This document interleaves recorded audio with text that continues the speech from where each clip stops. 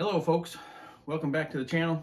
We're back at the chainsaw workbench and back with the 257.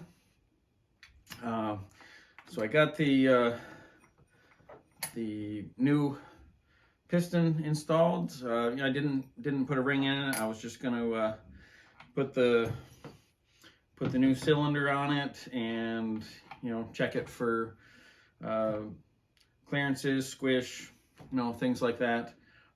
Make sure everything's going to fit together.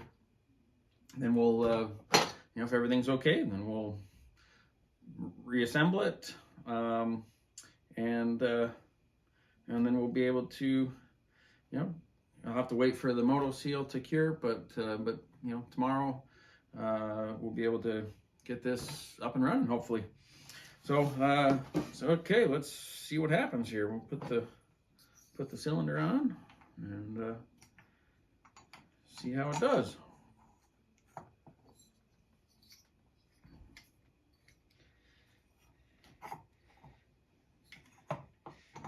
Okay. All right, let's just try. We'll just bolt it down quick. I'm just going to use, I'm just going to use two bolts for now. Get in there. There we go. There's one.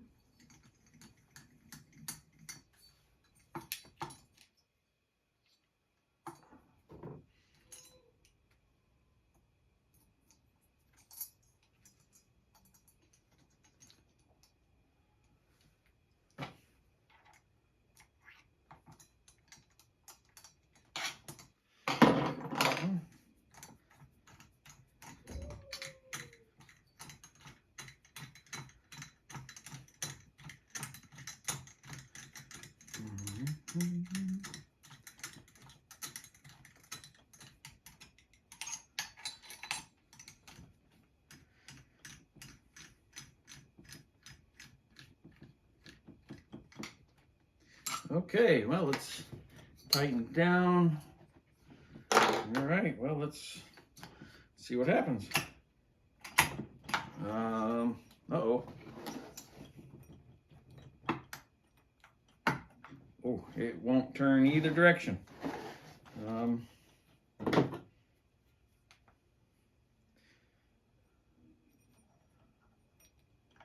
the piston looks fine in there.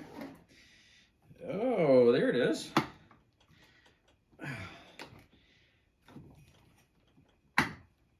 Okay, well, let me, I'll pause you. I'll get the camera out of the stand and I'll bring you over here so you can see what's happening. All right, so here we are back at the saw, and let's take a look. See the piston's moving a little bit down the spark plug hole, and I'm just turning the clutch, but it sounds as if we're hitting, and there it is right there. We are hitting on the little bulge from the transfer ports. So, well, that's interesting. So I guess I'm gonna have to do, again, I have this currently with no base gasket, and because I kind of wanted to lower my squish, at least I think. I don't know, I haven't checked it yet because of this issue. All right, well, let's take this cylinder off and, I don't know, see what we can do. Might have to, I don't know, do a little bit of grinding on the outside of this transfer port. I don't really want to modify the flywheel, but if I have to, I guess I could find a way to put it in the lathe and trim a little bit off of that edge. it certainly wouldn't be the first thing that I would want to do. But I can definitely see, you know, right here, some shiny metal from where the flywheel was hitting it, just from me, you know, spinning it over by hand. So yeah, I think we'll just try to grind a little bit of that. It feels as if there's you know, a fair amount of metal there that I can, so it won't, you know, I don't want to break through the that side. But let me see the transfers on the 257 cylinder don't bump out nearly as far. So I guess when Husqvarna built this, all they had to do was make sure that you know, these 2 or 3 fins here wouldn't hit the flywheel. So I guess just the design of this 262 XP cylinder is a little bit enough different to where it hits. So anyway, I'm gonna get the grinder out and we'll grind a little bit on there and see if we can get this to rotate without hitting the cylinder. All right, give me a second and get my tools set up.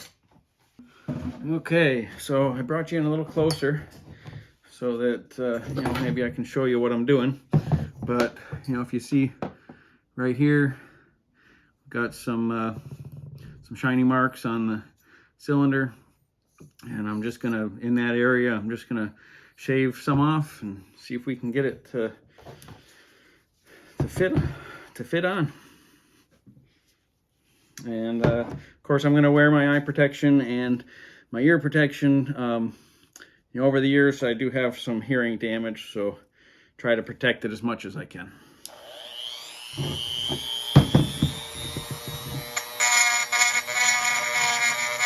Let's speed that up a little bit.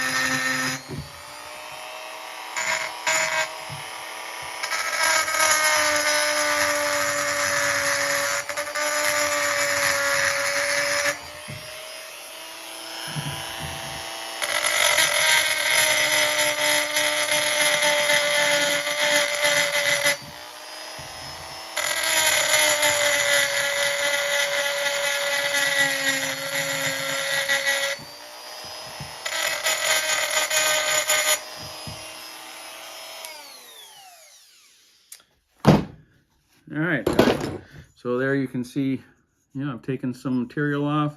I don't want to go real deep. I'd rather, you know, do this a few times and, you know, check it and test it and get it right, rather than just go at it and go too far and cut right through it. I really don't want to do that. All right, so let me get the saw over here and we'll see what happens. Okay, well, here we go. Let's see what happens. Let's see, find some, where'd my screws go?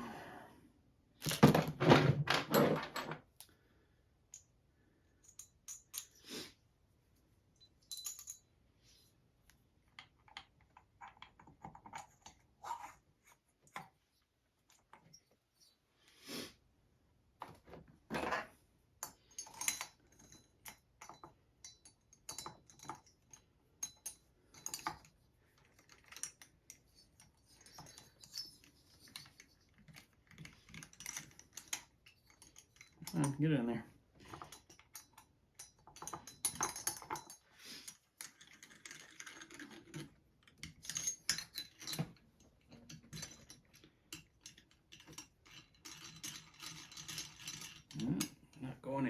Let's see.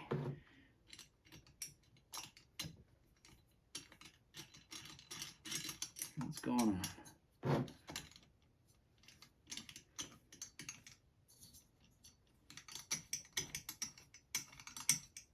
Doesn't feel right.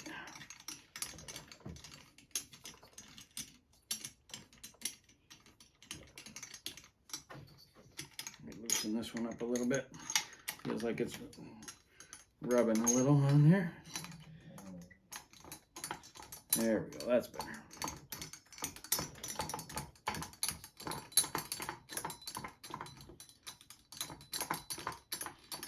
I know I could probably just hold it down with my hand, but I just want to be sure. So, okay, so there we got it back on, and well, let's see what happens. Hey, look at that. We got it. I didn't take much grinding. So, oh well, I'm excited about that. I wasn't sure if it was going to fit. All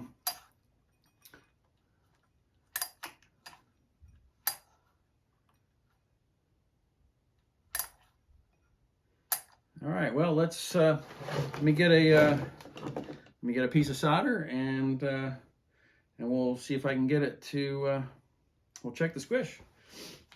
All right, hold on a second. Okay, so I found some fairly thin solder here, and it's currently reads 32 thousandths.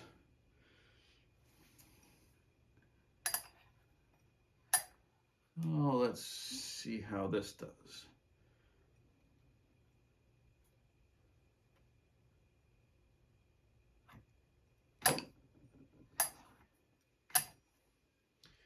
Well, squished right up. Oh.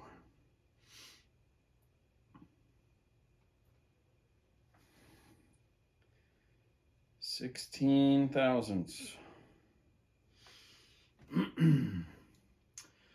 Wow, interesting. It's not what I was hoping. Let me see this base gasket. Let's see what we got here.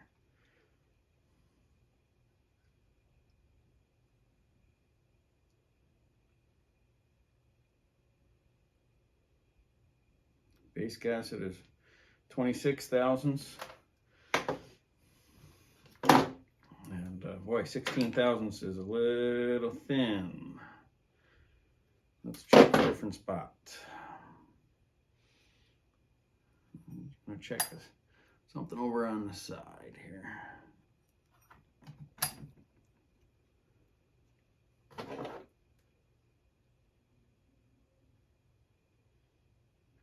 Same thing, 16 thousandths. Well, there's two things I could do. I could, obviously the moto seal is going to add a little, not a lot. Or I could take a little bit out of the top of the chamber, of the squish band. And I'm not set up to do that. I've never machined the squish band of a cylinder before, but yeah, I can give it a try. So anyway, I'm going to think about that and see if I want to run it the way it is, or if I want to